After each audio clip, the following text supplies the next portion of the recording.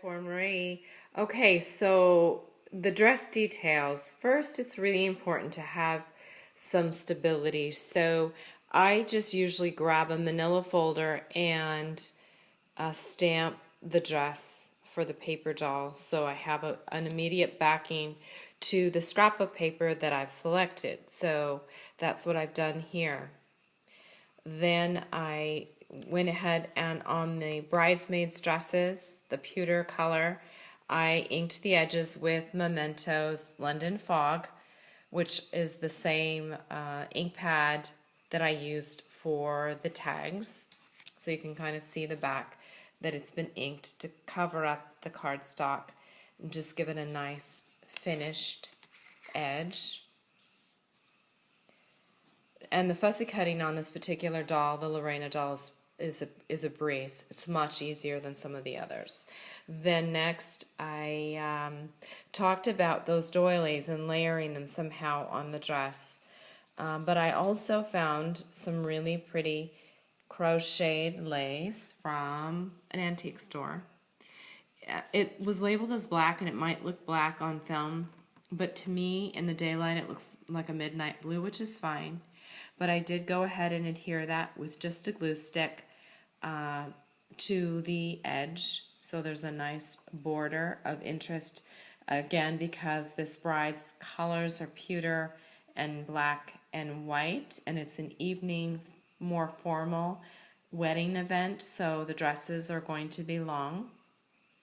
And then I like the idea of having this as an underskirt over the crocheted lace.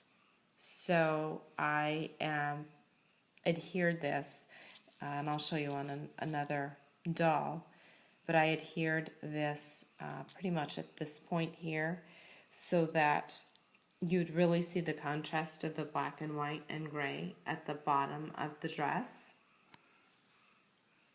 I used both liquid glues and also just the an acid-free glue stick that is pretty easy to use, and it's kind of my go-to stick.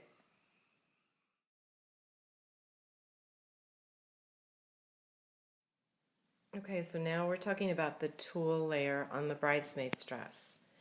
The tulle is 5 3/4 inches wide, and I cut a length-sized piece that was about 11 inches. And all you need to do is fold it over about an inch and run a gathering stitch across the length. You can do that by machine or by hand. I set my sewing machine at 6 stitches per inch. Normally with a gathering stitch in sewing, you're taught to do two parallel lines, but it's really not necessary for this because it's a very fine tulle, and really one gathering stitch across the length is fine. So that's the sewed piece, and then this is how it would look once you've gathered it. And I just tied a little bit, knotted it in the back, which by doing that gives it like the skirt effect and almost acts as a double layer, which I really liked. It's a little puffy, but you can, once you adhere it to the paper, you can press it lightly with a book and kind of manipulate the folds. So that's how it looks here. I did adhere it with some hot glue at the lower torso, and then I did press it lightly. So you've got the under layers, paper, and then your crocheted lace at the hem, and then underskirt, the webbed lace, and then the tulle over that. So it gives a really interesting visual effect and dimensional effect. Then, because this is a December wedding, I wanted to add a pop of some crimson flowers at the torso, and it also hides the any threads that might be showing. I used the little miniature daisies from, I got mine through Prima. They just found these and was really happy because they're small in scale. And then I just put some rhinestone centers and used some, let's see, glossy accents on that. So really pretty, very happy with the way this turned out so far. Next, we're looking at the bridal gown, and I, again, in previous videos, talked about cutting up some pre-existing doily pieces, and on this one I cut a larger, I guess you could say, diameter or a larger piece so that the folds of the gown would be fuller as opposed to on the bridal dress, which I used a smaller piece because I knew I'd be layering with the tulle. So it gives this illusion again of a very full gown.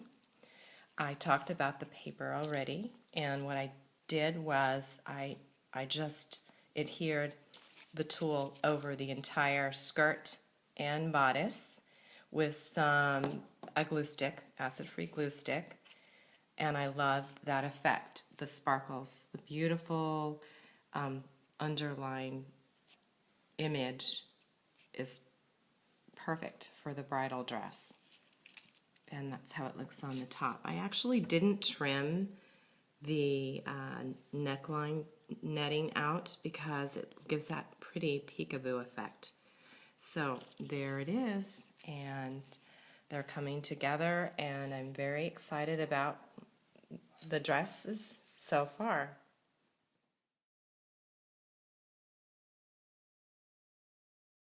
So you can see the stages slowly but surely coming together, from cardstock backing to your scrapbook paper to some really cool real fabric pieces and crocheted and doily effects, a little bit of flowers and rhinestones and the tulle, and then